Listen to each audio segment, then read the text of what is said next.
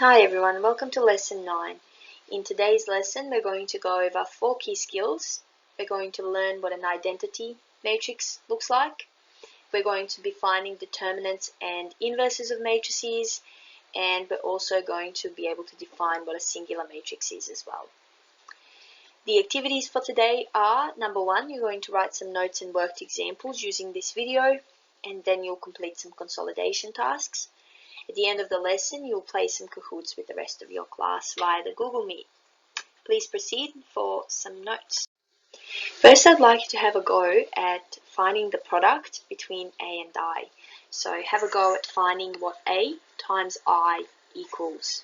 Come back here and we'll go through the answers. Alright, so we're going to go through the answers now. So when we're multiplying matrices, we always go first row times the first column. So we get 5 times 1 plus 4 times 0. We're following BIDMAS, so we have to do times before we plus. So 4 times 0 is 0, 5 times 1 is 5, so we end up getting 5 at the top. Next we're going to go first or second row multiplied by first column. So we're going to go 2 times 1 plus 3 times 0. That's how we get this answer here. So the answer is 2.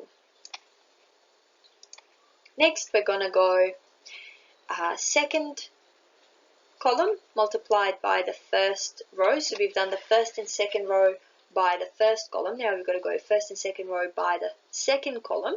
So that's how we end up getting 5 times 0 plus 4 times 1. The answer works out to be 4. And finally, we have second row multiplied by second column. So 0 times 2 plus 3 times 1, which gives us 3.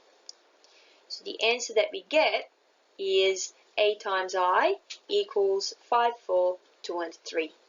If you're unsure about how to multiply matrices, I want you to go back a few lessons and make sure that you can actually multiply matrices before you proceed, because it's really important that you can do that before you move on. Now the answer that we get here is the same as matrix A, as what you can see up there. So it's exactly the same as matrix A. And that's really important because I is a very, very special matrix. It's made out of ones and zeros, and those ones and zeros are positioned in such a way that when you multiply any matrix with this special matrix here, you always get the same answer out.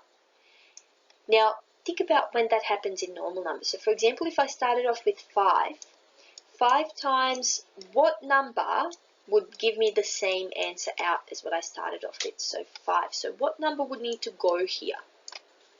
Hopefully, you know that that number has to be 1. So, this identity matrix is pretty equivalent of number 1. So, it kind of has the same purpose as number 1 does in our everyday numbers. So in summary, identity matrix is equivalent to number 1. When you times a matrix by the identity, you'll always get the same matrix out that you started off with. These are some examples of identity matrices. So this is the smallest one possible. Now that's just number 1, so it's kind of like this one here. We just normally don't bother writing square brackets around it. But essentially, all of our everyday numbers could really be written as matrices if we put square brackets around them, so you can almost think of it that way. Next largest matrix that has an identity is a 2 by 2. So you can see that the ones go in a diagonal and the rest of the numbers are 0. Similarly, 3 by 3 matrix looks a bit the same. So it's got the ones going in a diagonal and zeros elsewhere. And same with the 4 by 4 matrix. The next largest one, or next smallest one, will be 5 by 5 matrix. Now notice all of our identity matrices have the same number of rows as they do columns. So therefore they're called square matrices. If a matrix is not a square matrix, so if it doesn't have the same number of columns as it does rows, then it's not called an identity matrix. It doesn't actually have an identity matrix. I want you now to pause the video, copy all of this out into your notebooks, before you continue. Now we're going to move on and learn how to find the determinant of matrices. So determinant has lots and lots of different applications depending on what type of maths you do. We're going to look at one application in Year 10 and we'll talk about that a little bit later on. At the moment, I just want you to be able to find the determinant. So there are two steps involved. First one is you need to label the matrix in exactly this order here. So for example, if I have matrix A, letter A is the very first element, so A is right there. So we're going to label the first number as A. B is the second one in that top row, so B goes here. 4 is in the same spot as C, and 5 is in place of D, so like that. So it's really important to get that order right, because if you make a mistake there, then all the formulas don't really work. So label your matrix carefully first, and then second step is to use this formula here and plug in the values from up the top and work it out. So to get the determinant, notice how we use DET for short, and then you put brackets and you write the name of your matrix. So the name of my matrix is A because it says A equals the matrix. If that was B equals something, then obviously I'd be finding the determinant of B, and so on. So it's got DET for short, and then name of the matrix inside the brackets to avoid confusion. And now it's just a matter of plugging in the values. So in place of A is the first letter, so A goes first. We write a 2. Next letter is D. Now notice, remember, if there is a and a D next to each other, so two letters next to each other, there's always a times that we don't bother writing. But once you're replacing it with numbers, it's important that you put that times sign in there. So D gets replaced with 5, and then we have a minus in the formula, so that's why we have a minus here. Then it goes B, so B is 3, and C is 4. Now, last job is just to work this out. So we've got to follow BIDMAS. So we've got to go 2 times 5, which is 10. 3 times 4, which is 12. 10 minus 12 equals negative 2. So the determinant of matrix A equals negative 2. I want you to pause the video, copy this out in your notebooks, use color, make it so that it's very clear to you, because it's important that you can find the determinant. Once you've written all of this out, come back here and we'll look at a few other things. I'd like you to now write these two examples in your notebooks and have a go yourself before you watch me do it back on here. So we're going to first find the determinant of matrix A. So first job is to label it. Now you hopefully remember that it goes A in the first spot, B in the second one, then it's C, and then the final letter is a D. Plugging that into this formula here for a determinant, we're going to replace A with 2 times D is 7 minus B is in the same spot as 3 times C, which is 5. Following BODMAS, we get 2 times 7, which is 14, minus 3 times 5, which is 15, which gives us negative 1. So the determinant equals negative 1. Now we're going to find the determinant of matrix B.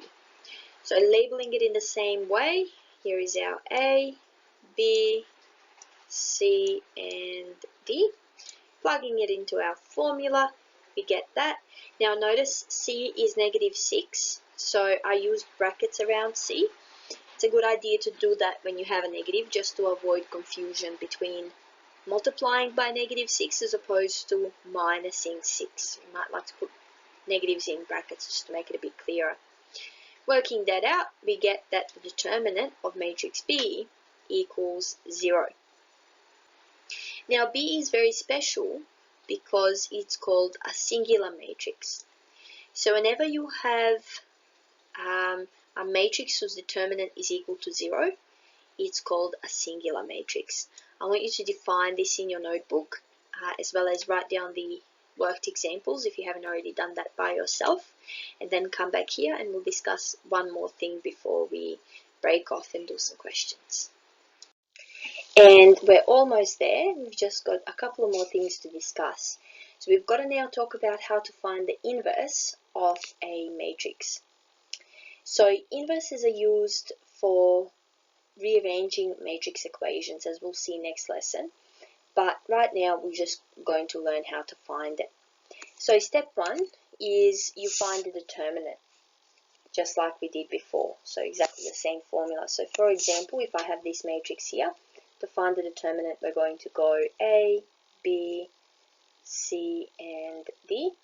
And plugging that into the formula, we get that the determinant is equal to 6. Job number 2 is then to apply this formula. Now notice how this A has a power of -1. When you see that, it means that that is the inverse of matrix A. So if I have matrix B, for example, then inverse of matrix B would be denoted by B to the power of -1. So B to the power of -1 just means that it's the inverse of matrix B. Now have a look at the formula and how it's structured. So you have 1 over AD minus BC. Now AD minus BC is really the determinant of matrix A, right? That's how we find the determinant, by applying that formula. So in the denominator of our fraction, we're going to have the determinant of A. Also have a look at what's happened inside here. So you see that A is no longer on top. A and D have switched places. So A and D switch places, and B and C become negative. So you put a negative in front of B and C. So let's see how this applies to our equation. So first we have to write A to the power of -1 because we're finding the inverse. 6 goes in the denominator because 6 is our determinant. So determinant always goes in the denominator of that fraction. And then 2 goes up there and 5 goes down there. So 2 and 5 switch places because they're our A's and D's. So they switch places like so. B and C end up having a negative in front of them. So B becomes -1 and C becomes -4.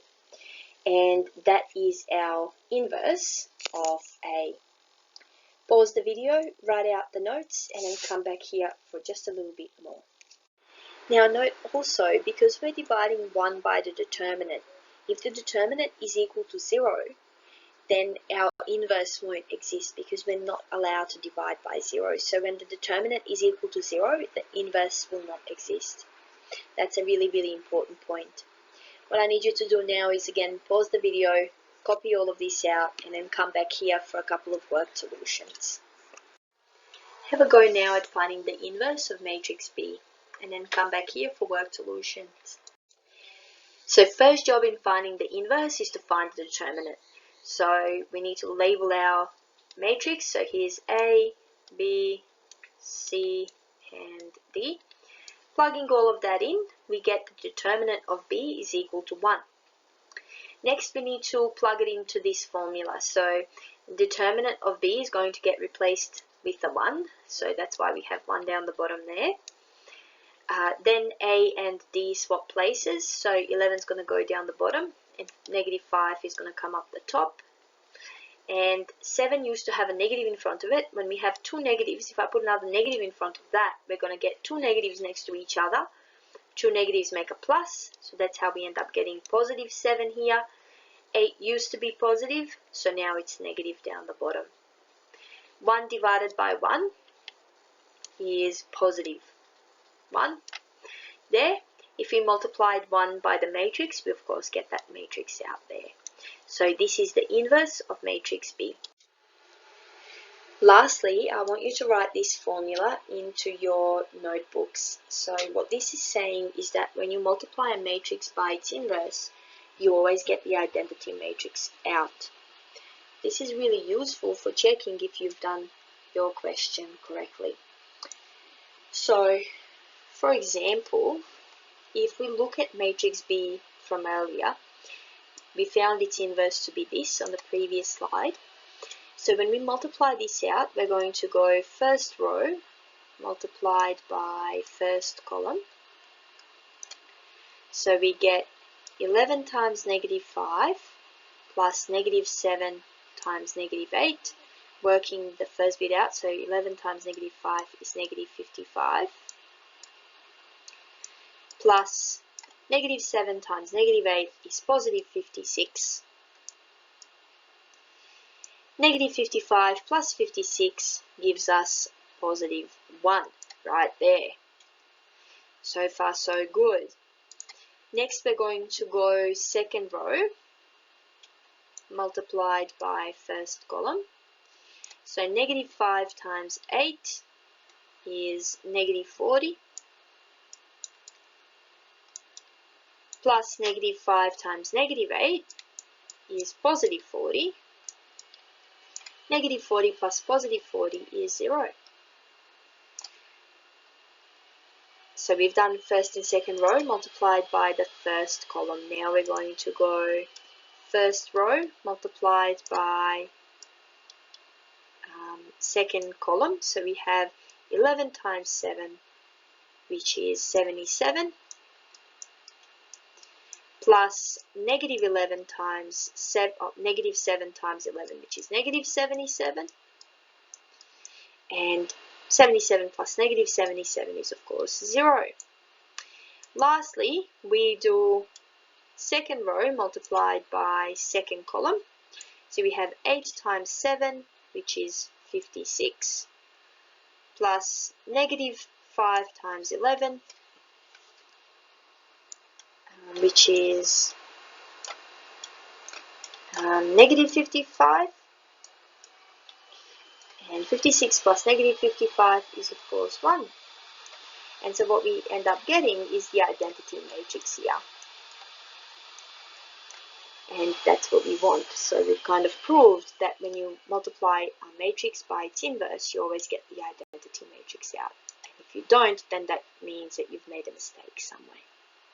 And this brings us to conclusion of lesson 9. So at the moment, you should know what an identity matrix looks like. You should be able to find determinants and inverses of matrices. And you should also recall that a singular matrix has a determinant that equals to 0, which really just means that it doesn't have an inverse because we can't divide by 0. If you're still unsure about any of these key skills, you need to have a chat to your teacher via the Google Meet. If not, you need to continue on to your consolidation task. You need to complete questions 1 and 2. It does say in question 2 to use your CAS, but it would be better if you practice by hand. At the end of the lesson, you need to come back to the Google Meet and you're going to play Kahoots to revise some of the concepts learned this far. Thank you everybody. I hope you have a lovely day.